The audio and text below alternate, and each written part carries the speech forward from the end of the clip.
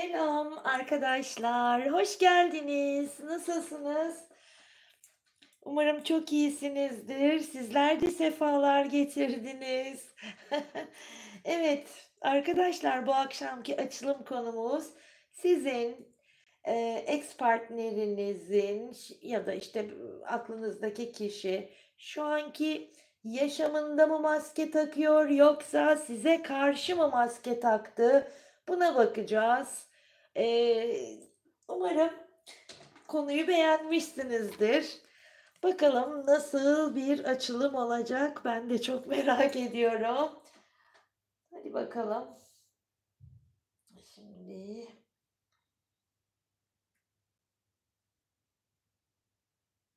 tamam. Şimdi sol tarafta görmüş olduğunuz tahtaya şu anki durumuna bakacağız arkadaşlar. Yani şu gördüğünüze de size olan olacak. Sağ taraf sizin, sol taraf şu anki yaşamı olacak. Hadi başlayalım o zaman. Hemen hızlı bir şekilde enerjiden de alacağım. Ama şunları bir kenara alalım. Burası dediğim gibi arkadaşlar onun şu anki durumu. Şu an bakalım hayatında ne yapıyor, maske takıyor mu diye şu anki hayatını alıyoruz arkadaşlar. Hadi bakalım. Şöyle yapalım. Şuradan alasın. Elime geldi. Alalım artık.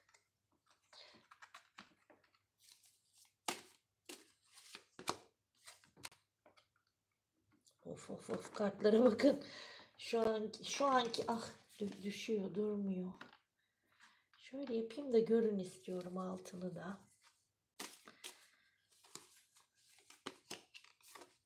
Ya da şöyle koyalım ya. Düşüyor çünkü.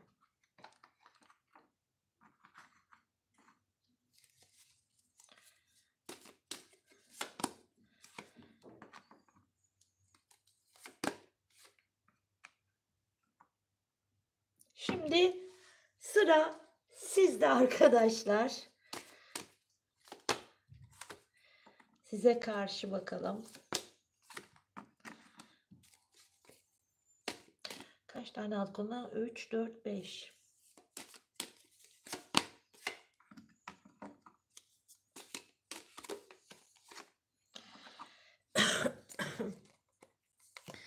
Bakalım ne diyor. 5 oldu mu? Ha 4 almışım, pardon, bir tane daha alalım. Yuh. Şimdi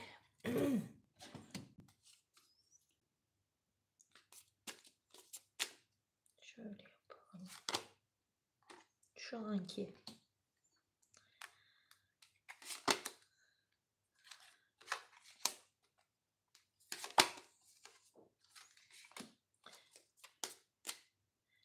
şimdi size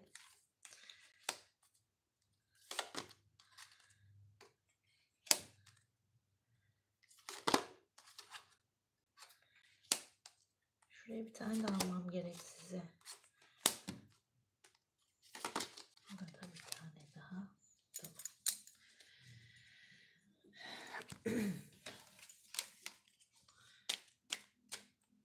Şu anki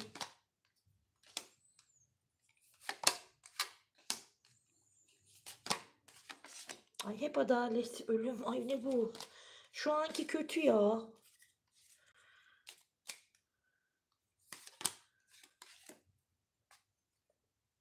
Şu anki durumu daha berbat veriyor.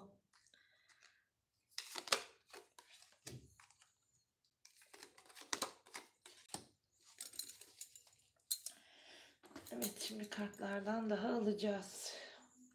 Yalnız üst taraf çok enteresan bir sıralama var. Farkındaysanız.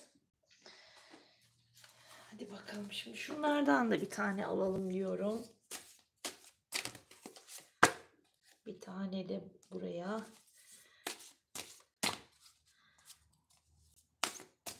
Tutamadım bir türlü elimde. Bir tane buraya. Size söylediği Sonuç olarak bir şeyler de söylesin.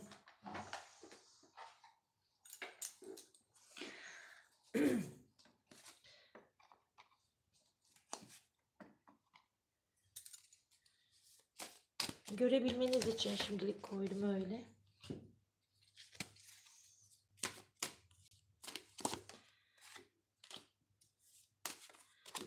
Ay iki tane birden. Ay iki tane birden çektim şu anki durumuna. Yine bakın.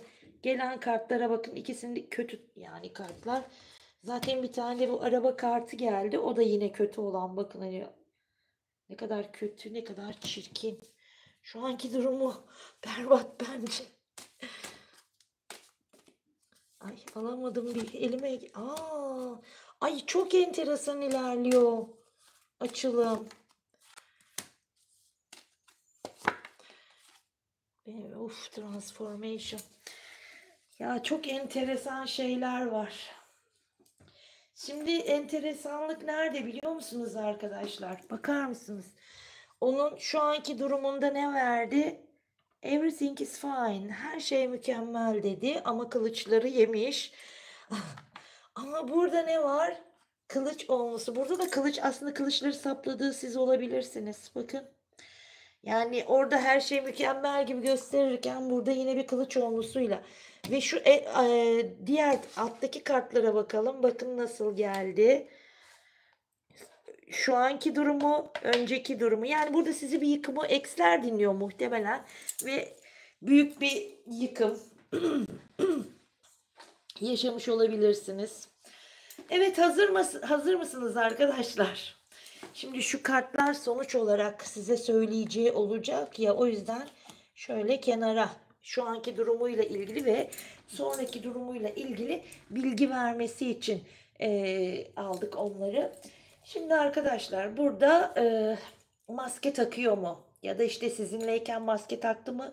Ve şu anki yaşamında, şu anki hayatında maske takıyor mu diye sorduk.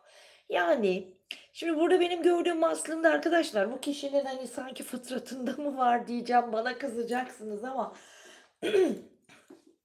hani temiz bir ilişki yaşanabilecek birisi olmayabilir. Yani çünkü kirli ilişkilerden bahsediyor burada. Yani ilişkilerin kiri nedir arkadaşlar? Yalan ve hiledir, değil mi? Yalnızca tarafların dürüst olduğu ilişkiler temiz olabilir ve ilişki sağlıklı tutulabilir. Yani ben doğru bilgi edinme hakkı sanki size verilmemiş gibi. Aslında yani bence aslında hani insan hakları literatürüne en temel hak olarak dahil edilmesi gereken hatta insan hakları beyannamesine dahil edilmesi gereken bir hak olarak diye düşünüyorum. Doğru bilgi edinme hakkı diye bir madde eklenmeli ve bu madde dahil edilmeli diye düşünüyorum. Çünkü hani böyle bir şey olsa bence ahlaki yönden de büyük bir sıçrama yaratabilir. Yani sağlıklı ilişkiler kurma yönünde de büyük bir adım atılır diye düşünüyorum. Tabii bu benim tamamen kendi düşüncem, şunları görünce o geldi aklıma. Yani temiz ilişkiler ve kirli ilişkiler diye ikiye ayırmak gerekirse yani sanki biraz kirli ilişkiler görünüyor bu açılımda maalesef. O yüzden bunları söyleme gereği hissettim. Şimdi arkadaşlar başlayalım o zaman. Şu anki durumunda maske takıyor mu? Arkadaşlar bence takıyor. Neden? O neden anlattım size? Hani sanki biraz fıtratında var gibi. Şu an mesela durumu iyi değil ama yine hiçbir şey yokmuş gibi göstermeye çalışıyor. Bilgi vermemek için çaba sarf ediyor. Aslında hayatının pek çok alanında olumsuz ilerleme, yani olumsuz gelişmeler var. Yani kendi umutlarını yitirdiği durumlar söz konusu olabilir. Yani sıkıntılı durumların içerisinden geçiyor. Hatta bazı durumlarda hani onu yanlış anladıkları durumlar da var. Ama evinin içinde ya da ev hayatında bir sorun, bir yıkım yaşıyor olabilir. Yani büyük sarsıntı veriyor arkadaşlar burada. Ama bunun da bakın ilahi adalet diyorum. Şu kartı çok iyi biliyorsunuz. Görüyorsunuz değil mi? Kılıçlar kendisine saplanmış bu sefer ama burada size saplamış o kılıçları. Bakın burada veriyor. Görüyorsunuz değil mi? Birisi bu kılıçların onlusu. O da ne diyor? Kılıçların onlusu ama göstermiyor yine. Yani yine bir maske var. Gördüğünüz gibi. Burada da zaten 2 tane birden, yıkılan kule gelir mi? Gelir arkadaşlar. Birisi sonrası ve öncesi diye zaten bunlar, bu kartlar. Maalesef, burada bir yıkım yaşanmış olabileceğinden bahsediyor. Şu anki durumunda umutlarını yitirdiğini söylüyor. Evet, biraz karanlıkların içerisinde kalmış bu kişi. Ondan sonra kendisini çok diplerde hissediyor.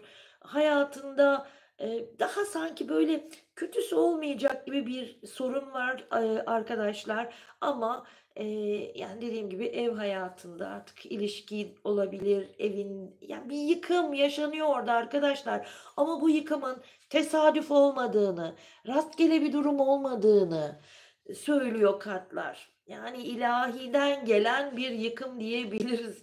Daha buna diyebilecek, hiçbir şey yok arkadaşlar.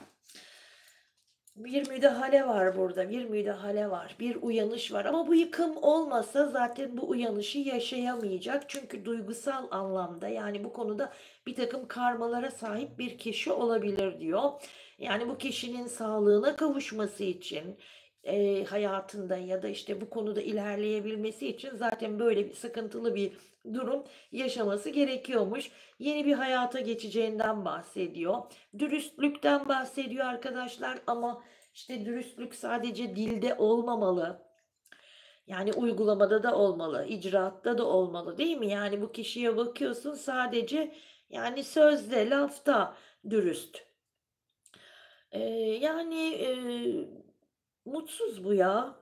Mutsuz arkadaşlar. Yani bir sayfa kapanıyor. Hayatında bir sayfanın kapanması, yeni bir sayfanın açılacağı bir dönümden, yeni bir boyuta geçmekten bahsediyor. Hayatında yepyeni bir boyuta geçme aşamasında olduğunu söylüyor bize. Ve bunun yanı sıra da, korkularıyla yüzleşeceği bir dönemden bahsediyor. Ay, arkadaşlar, yani hangi karta baksam çok şey görüyorum, sıkıntılı görüyorum şu dönemini. Yani sanki bir sürecin içinden geçiyor ama bu süreç, hani, sanki yargı süreci gibi düşünün. Sürekli böyle bir şeylerle sınanıyor olabileceğini, korkularıyla yüzleştiğini, neyden korkuyorsa artık ya da nasıl bir karma oluşturduysa o karmaların, hani, onun üzerine geldiğini, söylüyor ve kendi duygularıyla da yüzleşiyor aynı zamanda. Bu arada hayatı, yaşamı çok seviyormuş, ondan bahsediyor. Güçlü olduğunu, güçlü olma isteği içerisinde olduğundan bahsediyor. Arkadaşlar düşmanlarını etkisiz hale getirmek istiyor ama düşmanlarını nasıl etkisiz hale getirecek ki bu kadar karmayla? Zaten, farklı bir döngünün, farklı bir sürecin içerisine girmiş bu kişi. Yani öyle zor. Düşmanlarını etkisiz hale falan getiremiyor arkadaşlar. Yani, şu an bir sessizlik içerisinde, kendisini toparlama isteği içerisinde, olduğu yerde çok mutlu olmadığından bahsediyor. Hayatında bir takım gerilimler yaşanıyormuş arkadaşlar ve bu durumdan kaçıp kurtulmak isteği içerisinde olduğunu, bir yandan sürekli iç sesini dinlediğini, düşündüğünü, yani ne yapıyorum, ne yapacağım, bunu anlamaya çalıştığı bir durumdan bahsediyor. Kendini anlamaya çalışıyor arkadaşlar. İlk önce kendisini anlamaya çalışıyor. Fakat burada, onun başına en büyük bela da kendi egosu zaten, bencillikleri. Bencil bir insan arkadaşlar bu kişi. Yani bencil bir insan.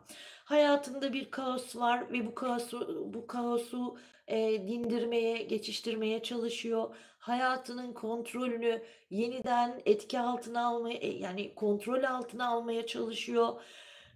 Çok iyi bir dönem vermedi ve bu kişinin hayatında bir kaos devam ediyor arkadaşlar. Bir yıkım var bu tarafta. Yani yıkımla sonuçlanacak. Bakar mısınız burada bir tane güzel bir kart var mı Allah aşkına? Şu istekilere bakıyorum.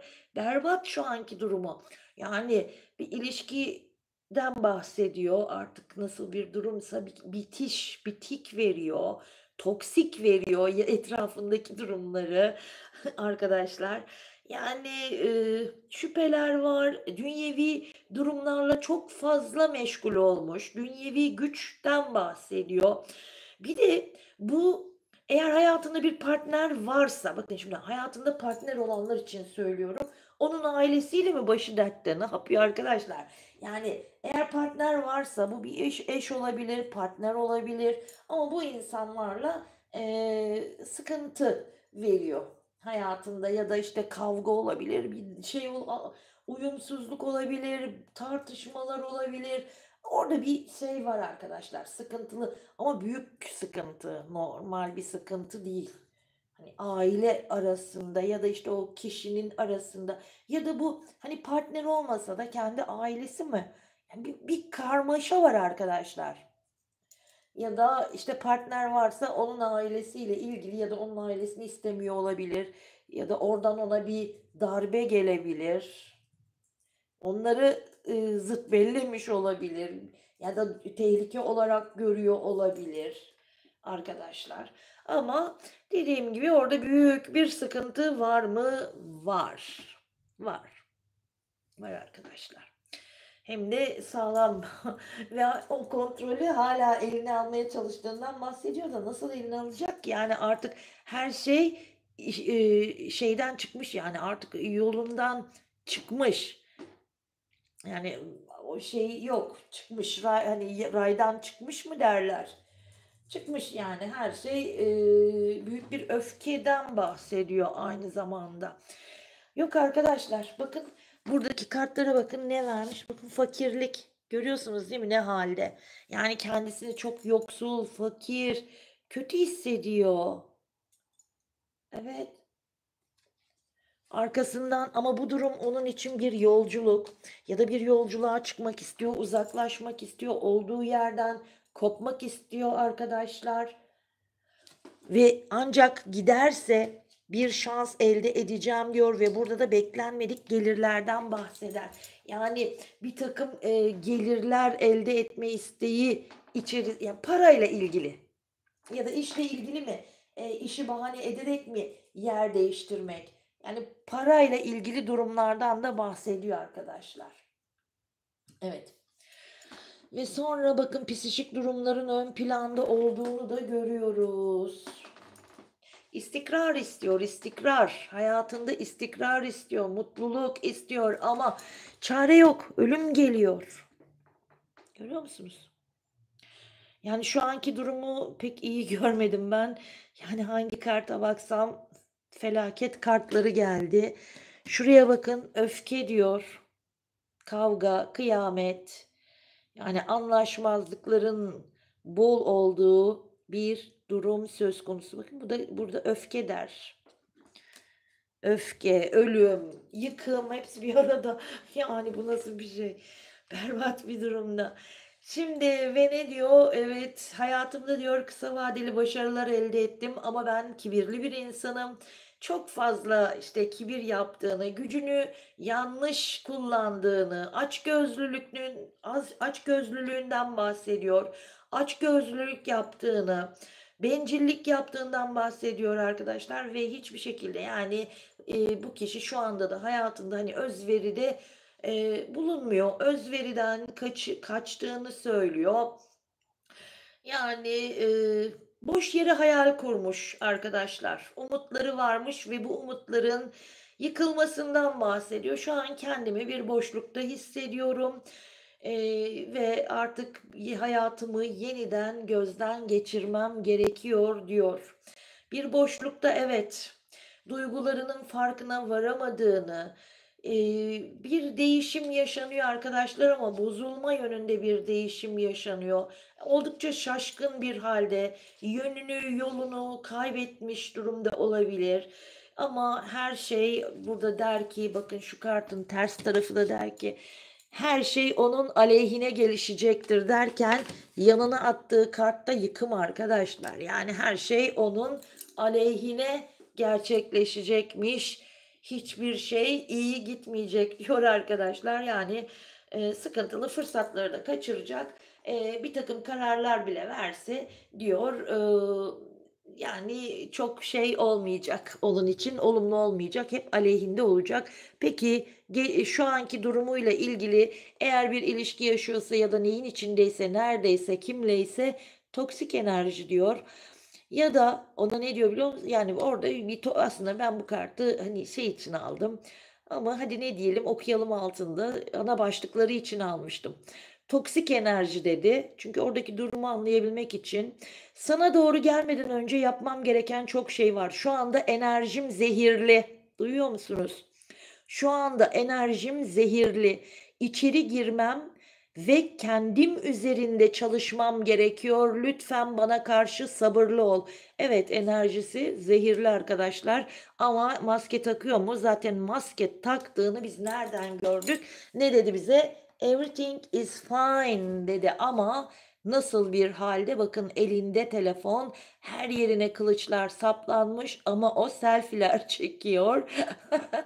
Ve diyor ki her şey çok güzel, her şey mükemmel, ben mükemmelim, hayatım mükemmel ama aslında hiçbir şey mükemmel değil ama bir döngünün çalıştığını görüyoruz orada.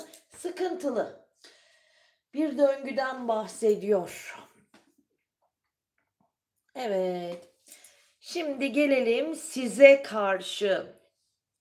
Maske takıyor mu? Evet, size karşı da takmış arkadaşlar. Yani hiç lafı dolandırmadan söyleyeceğim. Evet, size karşı da maske takılmış mı? Takılmış. Çünkü diyor ki kapalı kapılar arkasında hep gizli bir hayattan, gizli yaşananlardan bahsediyor. Bu nedir? Maske takmaktır, değil mi? Yani özellikle kış aylarına dikkat çekiyor. Özellikle o kış aylarında ne olduysa asıl maskeler sanırım kış aylarında takıldı ya da maskeler kış aylarında düştü. O da olabilir.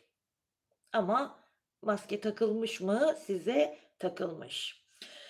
Evet, aslında diyor, sen benim için gerçekten sizin onun için bir fırsat olduğunuzu söylüyor. Başlarken güzel, ya sizi farklı bir yere koymaya koyuyor. Evet, farklısınız, iyisiniz, hoşsunuz ya da ne bileyim yani bir farklılığınız var onun gözünde.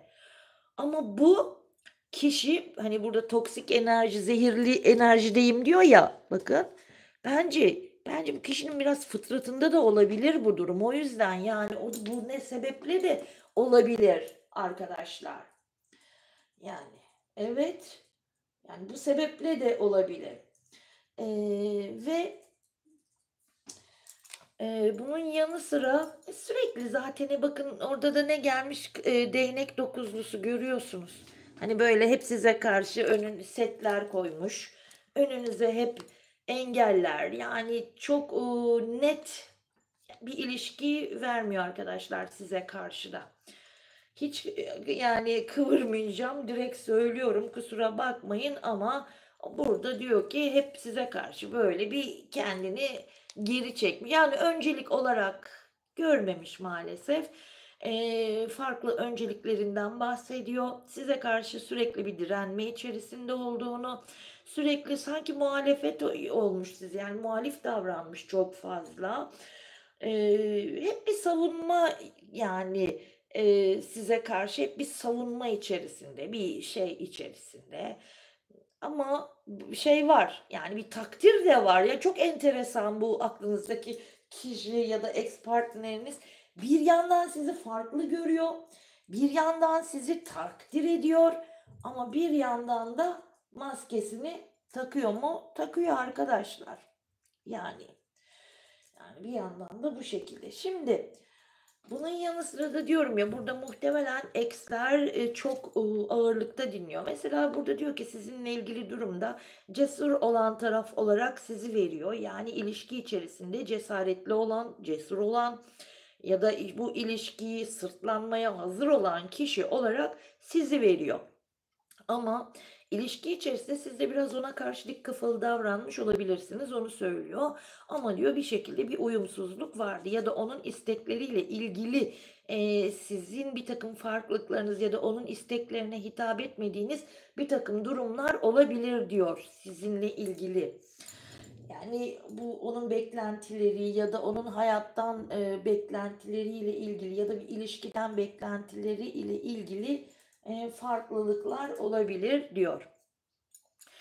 Sonra arkadaşlar, şimdi bu kişi sizden önceki hayatında da yani sizden önce yaşadıklarında da ilişki yönünde sıkıntılı. Orada da bir takım karmalar zaten elde ederek size gelmiş olabilir ki burada normal karmalardan bahsetmiyor. Yani orada da bir kırıp döküp ortada bırakıp uzaklaşmak olabilir ve ondan sonra da sizin yanınıza gelmiş olabilir. Ama burada şunu söyleyeceğim. Burada birçoğunuzun arkadaşlar aranızda bu kişiyle ruhsal bir bağlantı olduğunu özellikle söylemek istiyorum. Yani ruh eşi olabilirsiniz, bir kadersellik olabilir, işte ya da ikiz alev olabilirsiniz gibi gibi ruhsal bağlantı içerisinde olduğunuz bir partner. O nedenle de zaten daha yakıcı olmuş olabilir diyor. Evet ama size geldiğinde işte diyorum ya karmalarıyla gelmiş olması ve bu karmaları alırken de etrafındaki insanların onun üzerinde yaptığı bir takım enerjiler, enerjisini bozan durumlar. Yani oynamışlar enerjisiyle, karartmışlar enerjisini arkadaşlar. Yani siyaha doğru anlatabildim mi? Döndürmüşler. Yani bir takım ritüeller, bir takım çalışmalar yapılmış bu kişinin üzerine, bu kişi için. Ama ne diyorum size karşı hep böyle bir tavır, bir tavır. Öncelik değilmişsiniz arkadaşlar ya. Hep önceliği başka bir şey olarak veriyor. Hep başka yani en basit örneği arkadaşları bile sizden önce geliyor. Öyle diyeyim. Yani bu ilişki içerisinde. Yani çok enteresan. Ama sizin önceliğiniz bu kişi. Bu da net olmuş. Evet, siz onu önceliğiniz yaparken o sizi öncelik olarak görmemiş. Ve diyor ki sizin sürekli ondan bir haber alma isteğiniz mi vardı ilişki içerisinde? Ya da çok mu detaycıydınız? Çok mu ayrıntılara, ya o öyle söylüyor arkadaşlar. Onun kartları, onun açılımı. Diyor ki o çok ayrıntılara önem verirdi diyor. Ondan sonra ve diyor hani çok haber alma isteğinizden de bahsediyor. Haber almak istermiş. Konuşamadım. Haber alma isteği içerisinde olabilirsiniz bu kişiyle. Mesela hani konum at ya da neredesin gibi mesajlar olabilir gibi gibi örnek veriyorum. Yani burada diyor ki ama bir yandan da sizi iradesi güçlü, olgun birisi olarak görüyor. Aynı zamanda etkileyici bir görünüşünüz var arkadaşlar. Yani fiziksel olarak da beğeniliyorsunuz bu kişi tarafından. Sadece burada problem iki farklı kültürden geliyor olabilirsiniz.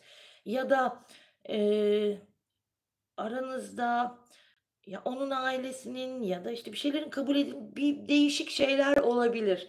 Hani uyumsuzluk olarak gördüğü, o kişinin uyumsuzluk olarak gördüğü bir takım farklılıklar olabilir. Din, dil, ne bileyim biriniz kapalısınızdır, biriniz onun ailesi açıktır gibi gibi ya da sizin aileniz açıktır, onunki kapalıdır. Ya da yaş farkı vardır aranızda. Yani bu birçok şeyi zaten bahane etmiş öyle diyeyim. Yine orada bile bir maske takmış da neyse. Yani bir şeyler burada dengesiz gitmiş. Sürekli size karşılığı hep bir taraf tutmuş. Yani hiçbir zaman sizin tarafınızda da olmamış. Ama onun başı sıkıştığında siz hep onun yanında en doğru bilgiyi ona aktarmaya çalışan ya da en güzel, en doğru şekilde ona yardımcı olmaya çalışan kişi olmuşsunuz. O hep ön yargılı size karşı ve hoşgörüsüz. Kesinlikle size karşı hoşgörü beslememiş. Zaten burada sağlıklı bir ilişki olmaz ki. Bu diyorum ya işte kirli ilişkiler, temiz ilişkiler. Yani burada başta yapılan hatalar var arkadaşlar. Yani bu sadece onun tarafından değil. Bunları kabul ederek sizin tarafınızdan da bence e, yapılan durumlar var. Ya. Ve sonra hadi devam edelim. Şimdi böyle konuşuyorum, üzülüyorsunuz biliyorum ama anlatmak zorundayım da değil mi? Siz bu kişiyle bir tamamlanma yaşamak istemişsiniz. Yani evet, o dengeyi sağlamak istemişsiniz. Tamamlanmak istemişsiniz. Yani mutlu sonu yaşamak istemişsiniz arkadaşlar. Onunla bütünlenmek istemişsiniz. Ve bu kişiyi bir mükafat olarak görmüşsünüz kendinize ya. Evet. Yani ama o ilişki içerisinde aktif olan taraf sizsiniz, pasif olan taraf o ve siz hala bu kişiyi bir mükafat. Neden? Duygu yoğunluğu yaşıyorsunuz çünkü ve bu yakıcılık sebebiyle de bu kişiyi doğru kişi hani olarak görüyorsunuz. İşte keşke böyle yapmasaymışsınız. Böyle yapmasaydınız belki sizin kıymetinizi ve değerinizi daha iyi bilirdi. Çünkü burada şimdi ne diyor? Kıymetinizin ve değerinizin ilişki içerisinde bilinmediğini söylüyor. Evet. Yani burada bu kişi ile ilgili bakın neyi veriyor? Official person, yani resmi kişi ya da böyle üniformalı birisi olabilir ya da işiyle ilgili hani bir kıyafet şeyi olabilir ya da yani resmi kurumda çalışıyor olabilir ya da çalışmasa bile bir kıyafet hani böyle şeyi vardır. Anlatabildim mi bilmiyorum. Ama ki bu kişinin yine diyorum ya, asıl erkek, main male, ne diyor? Asıl erkek, asıl kişi ya da işte olarak veriyor ama siz burada ağır işçilik yapmışsınız. Bakın kötü sağlığı verdi yanında. Yani ilişkinin sağlığı o yüzden bozuldu diyor. Alma verme dengesi arkadaşlar.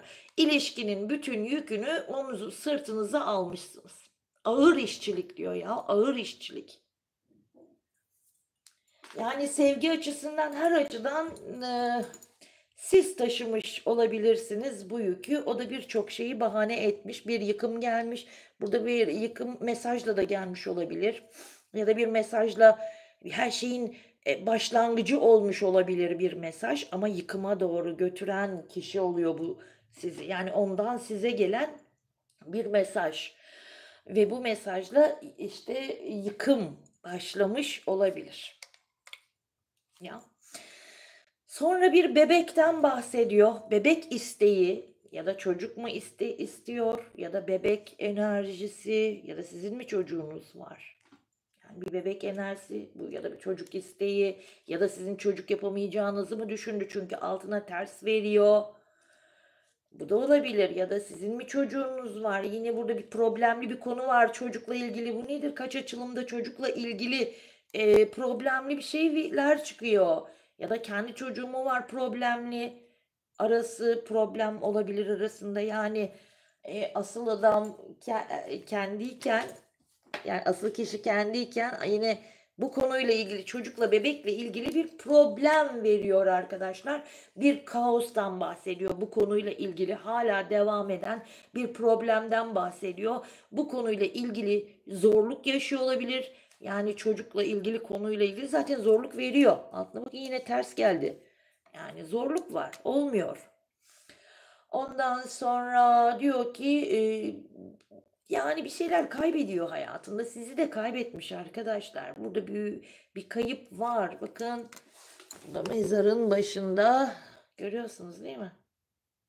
Widower. Ve siz onun için aslında bir hediyeydiniz. Ama kıymetinizi bilmedi ve burada görüyorsunuz o sağlığı bozdu. Ve bir dönüşüm ama sizin de bir dönüşümünüz söz konusu. Transformation sizin tarafınıza geldi. Gerçekleri görmeniz gerekiyormuş. Çünkü neden? O kadar çok ilişki içinde yükü omuzlarınıza almışsınız ki arkadaşlar. Alma verme dengesini tamamen bozmuş olabileceğinizden bahsediyor. O nedenle işte sizin de bu durumu, demek ki bu alma verme dengesiyle ilgili sizin de öğrenmeniz gereken durumlar vardı. Sizin de buradan bir takım testlerle tabi tutulmuş olabileceğinizden bahsediyor. Yani evet, uzun zaman almış olabilir. Burada bir felaket, bir yıkım yaşamışsınız maalesef. Hem de öyle aniden gelen bu kişi tarafından, ama aniden gelen sert bir mesaj da var. Ya da bir mesajla ilgili, bir haberle ilgili, bu kişiyle ilgili bir haber, bir mesaj. almış olabilirsiniz ama, size yıkıcı gelen ya da bir fotoğraf görmek ya da bir, eee, yani, sosyal medya üzerinden bir şey görmek, hani, yüz yüze değil de anlatabiliyor muyum? Yani, bu mesaj olur, işte, sosyal medyadan bir fotoğraf görmek olur. O sizi yıkan bir şey, yakan bir şey. Ve, aslında burada tabii sizin de görmeniz gereken, gözünüzü artık açmanız gereken birtakım durumlar olduğundan bahsediyor. Büyük bir kaosun içerisine maalesef bu kişi sizi çekmiş, almış, sürüklemiş arkadaşlar. Yani can yakıcı durumlardan bahsediyor ama sizin de dönüşümünüz gerçekleşiyor diyor. Yani ama burada kopamama sebebinizi ne olarak veriyor? Ruhsal bağlantı olarak veriyor. Çünkü yakıyor diyor, yakıyor. Yani hani kopamadığınız durumlar var. Yani isteseniz de uzaklaşamadığınız, kopamadığınız durumlar söz konusu. Ay zor böyle de. Bakalım burada ne diyor son olarak size? Yine ana başlık olarak almıştım. Size diyor ki bunu hak etmemiştim. Bak biliyormuş. Bunu hak etmemiştin diyor. Umursamıyormuş gibi davrandım ama bakın bu açılımda da zaten umursamadığını gördük yani ilişki için umursamamış. Öncelik olarak vermedi sizi diyorum ya.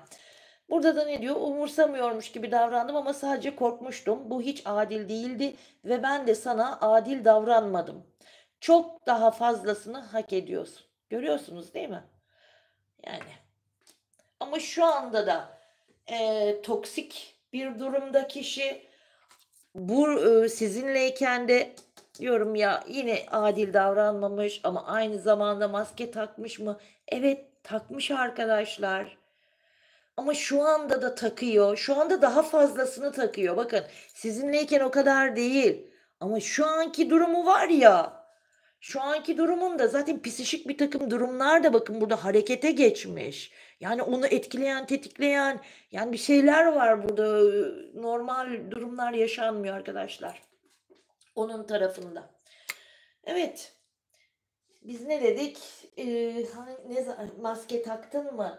Hani şimdiki, şu anki yaşamında mı maske takıyorsun yoksa bana karşı mı maske taktın dedik, değil mi? Ama bize ne dedi? Şu anda da maske takıyorum. Hem de şu an 2 tane maskeyi üst üste takıyorum. Ama seninleyken bir tane maske taktım dedi. Anlatabildim mi? Ama şu anda arkadaşlar hani çift maske ile dolaşıyor. O derece yani. O yüzden, çok, yanıltıcı şeyler görebilirsiniz de şu sıralar. Yok, durumu iyi değil arkadaşlar. Mühürleyin gitsin hayatına. Yapıştırın gitsin. Onun adına alıyoruz, kabul ediyoruz, onun hayatına mühürlüyoruz. Tamam mı? Sonuçta bu kişiyle bir geçmişiniz var ve canınızı yaktı. Yani onun için mühürleyin gitsin. Evet arkadaşlar, bu akşamlık bu kadar. Umarım beğenmişsinizdir. Şimdi veda vakti. Yarın görüşmek üzere. Sevgiyle kalın, hoşça kalın.